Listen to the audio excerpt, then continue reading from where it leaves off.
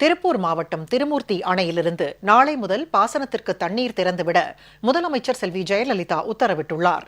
இதன் மூலம் கோவை மற்றும் திருப்பூர் மாவட்டங்களில் உள்ள 96,987 ஏக்கர் நிலங்கள் பாசன வசதி பெறும் என்றும் முதலமைச்சர் தெரிவித்துள்ளார்.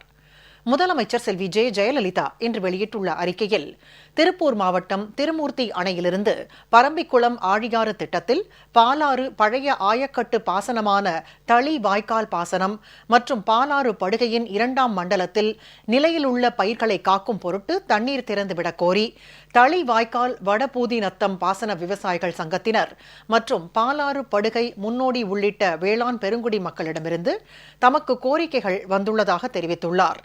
வேளாண் பெருமக்களின் வேண்டுகோளினை ஏற்று திருமூர்த்தி அணையிலிருந்து பரம்பிக்குளம் ஆழியாறு திட்டத்தில் பாலாறு பழைய ஆயக்கட்டு பாசனமான தளி வாய்க்கால் பாசனம் மற்றும் பாலாறு படுகையின் 2ஆம் மண்டலத்தில் நிலையில் உள்ள பயிர்களை காக்கும் பொருட்டு நாளை முதல் தண்ணீர் திறந்துவிட தாம் ஆணையிட்டுள்ளதாகவும் முதலமைச்சர் செல்வி ஜெயலலிதா தெரிவித்துள்ளார்.